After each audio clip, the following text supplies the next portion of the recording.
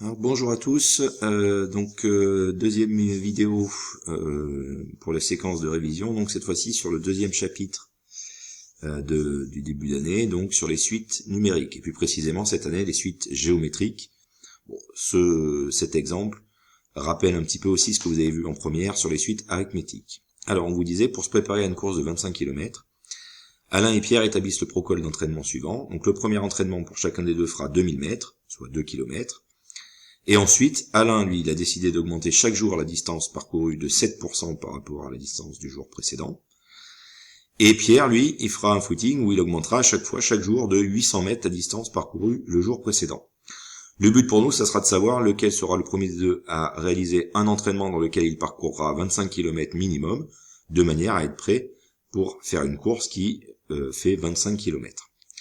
Alors, on va commencer par Alain. Donc, Alain, on vous disait que chaque jour, il augmente la distance de 7%. On vous demandait de calculer la distance parcourue le deuxième jour, le troisième jour et le quatrième jour. Sachant que le premier jour, donc, c'est 2000 mètres. C'est la distance donc de son premier entraînement. Et ensuite, on vous rappelle ici que pour augmenter un nombre de t%, ici c'est de 7%, donc on veut augmenter 2000 mètres, on veut l'augmenter chaque jour de 7%, on vous dit que ça revient à le multiplier par 1 plus t sur 100. Donc à la place de t, on met le pourcentage d'augmentation, ici c'est 7, et donc il suffisait de prendre la distance du premier jour, 2000, on multiplie par 1 plus 7 sur 100, ça fait 1,07, ce qui est dans la parenthèse, là. Donc ça fait 2000 fois 1,07, ça faisait 2140 mètres le deuxième jour. Puis le troisième jour, il augmente encore cette distance de 7%, donc on remultiplie par 1 plus 7 sur 100, soit 1,07, ça faisait 2289,80 mètres. Et le quatrième jour, on reprenait cette distance qu'on augmentait encore de 7%, donc on remultiplie par 1,07, ça faisait 2450,09 mètres. Les nombres trouvés forment-ils une suite géométrique? Justifiez et donnez la raison si possible. En utilisant cette méthode, c'est un exemple type d'une suite géométrique, c'est-à-dire que tous les nombres, on les obtient à partir du premier, donc 2000, en multipliant à chaque fois par le même nombre, 1,07. C'est la définition même d'une suite géométrique. Donc, c'est bien une suite géométrique. Le premier terme, c'est 2000. Et la raison, c'est le nombre par lequel on multiplie à chaque fois pour trouver le nombre d'après dans la suite. C'est donc 1,07. C'est donc ce que je vous ai mis dans la correction. Les nombres trouvés forment une suite géométrique, car pour passer d'un terme au suivant, on multiplie à chaque fois par 1,07. La raison de cette suite est 1,07, et comme cette raison elle est supérieure à 1, la suite est croissante. Si ça avait été inférieur à 1, du coup ça aurait été décroissant. Maintenant on passe aux entraînements de Pierre. Donc Pierre, lui, je vous rappelle, il avait décidé de faire comme Alain 2000 mètres le premier jour, et ensuite il augmente de 800 mètres chaque jour. Donc le deuxième jour, ça faisait 2000 plus 800, 2800 mètres. Le troisième jour, 2800 plus 800, 3600 mètres. Le quatrième jour, 3600 plus 800, 4400 mètres. Là, encore, c'est un exemple type de ce que vous avez vu en première. C'est une suite arithmétique, parce qu'on part d'un nombre, le premier, 2000 mètres, et on rajoute toujours la même valeur. Ici, c'est plus 800. C'est donc un exemple type d'une suite arithmétique, et le nombre qu'on rajoute, ça correspond à la raison de la suite. C'est donc ce que je vous ai mis ici. Les nombres trouvés forment une suite arithmétique, car pour passer d'un terme au suivant, on ajoute à chaque fois 800 mètres. La raison de cette suite est donc 800 mètres, et comme la raison est supérieure à 0, cette fois-ci, la suite est croissante. Alors, tout ça, on peut le modéliser avec Excel.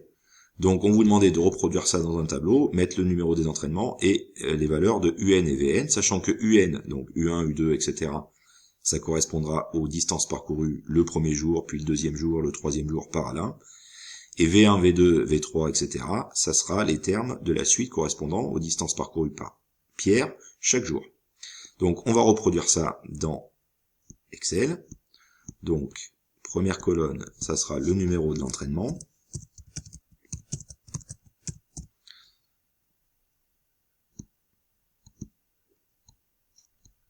Deuxième colonne, c'est UN.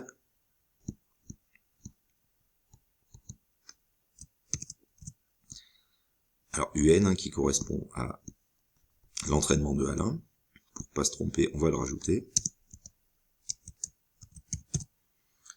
Et VN à côté qui correspond aux entraînements de Pierre.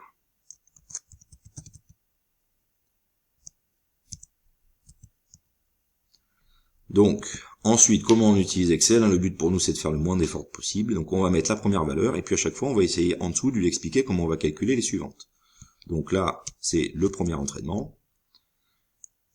Alain, le premier entraînement, il fait 2000 mètres. Et Pierre, il fait 2000 mètres aussi.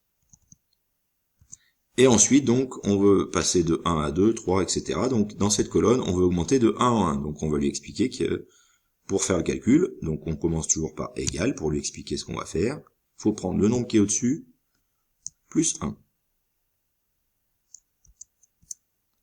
Ça fait 2. On verra tout ensuite pour étirer la formule.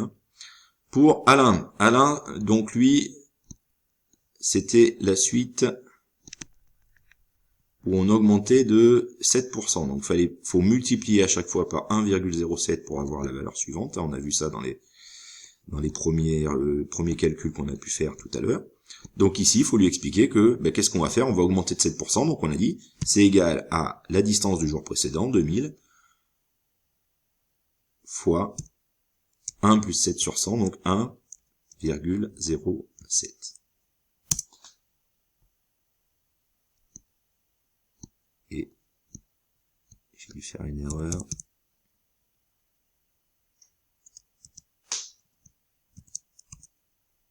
Ah, qu'est-ce que j'ai fait?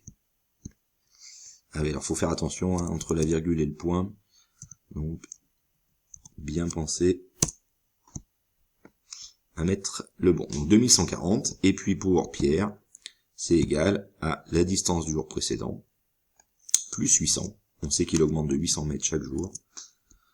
Voilà, j'ai mis une formule dans chacune des 3 cellules A3, B3, C3. Je peux sélectionner les 3 avec la croix blanche et ensuite venir étirer avec la croix noire pour qu'il continue les calculs de la même manière pour les autres jours.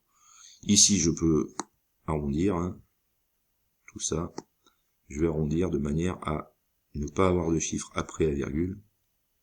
On arrondit au nombre entier. Voilà, donc on nous demandait d'arrondir, de faire cela jusqu'au 40e entraînement. Donc, je vais aller jusqu'au 40e.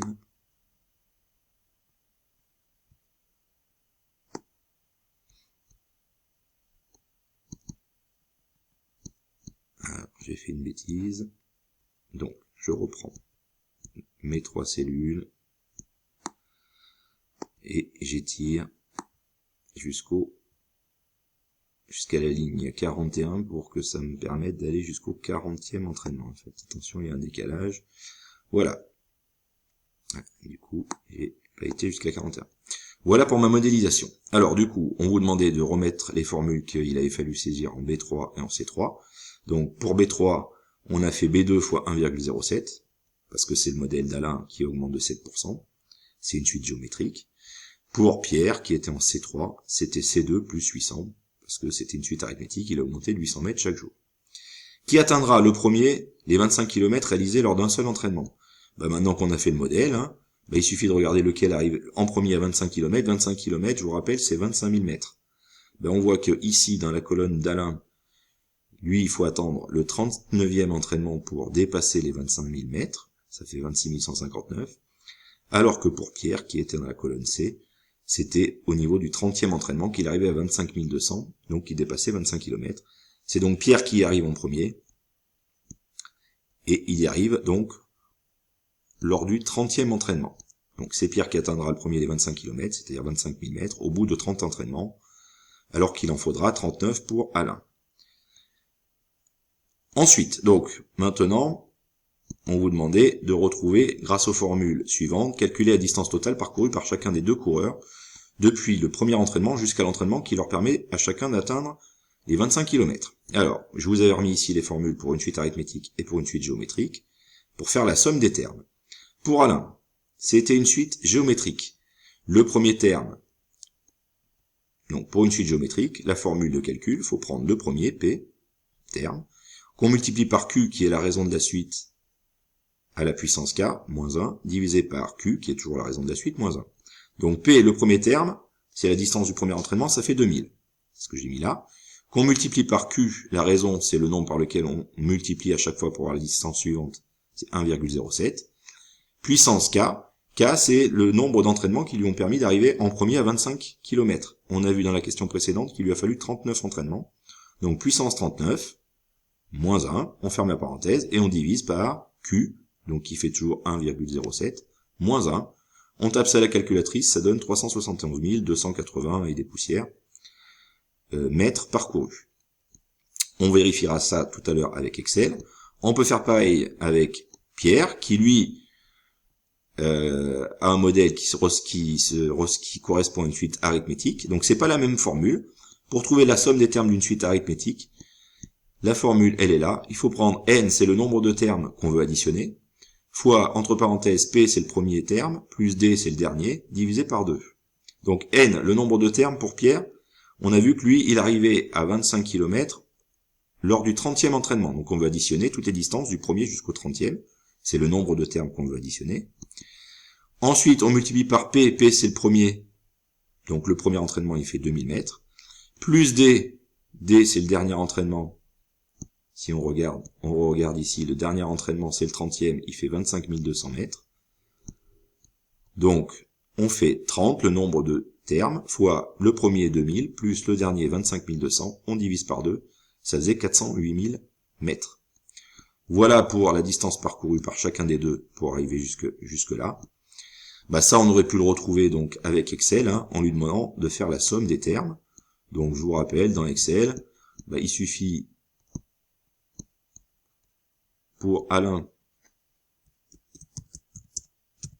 on va lui demander donc de faire la somme. Donc on met toujours égal pour lui demander d'utiliser une formule. Somme, c'est la première qu'il vous propose, sinon vous commencez à taper somme.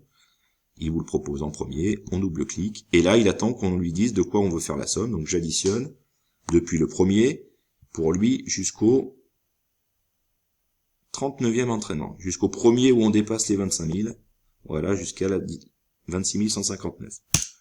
Je fais entrer et je trouve 371 280, qui est bien la valeur qu'on avait trouvée ici, avec la formule. On fait pareil pour Pierre.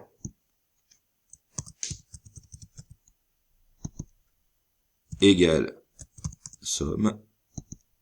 Et lui, on veut faire la somme depuis le premier jusqu'au 30e entraînement, qui est celui où il dépasse pour la première fois 25 km. Je fais entrer. Et on trouve 408 000 mètres. C'est exactement ce qu'on avait trouvé ici. Dernière question, que pouvez-vous proposer pour Alain, pour que Alain soit le premier à atteindre les 25 km? Pour qu'il atteigne le premier les 25 km, il faudrait qu'il augmente le pourcentage d'augmentation. Si on garde le même modèle, une suite géométrique, donc au lieu d'avoir 7%, il faudrait passer à 8, 9, etc. pour savoir ce qu'on peut faire. Donc il suffit de changer ici la formule de calcul. On avait fait fois 1,07 parce qu'on savait que ça augmentait de 7%.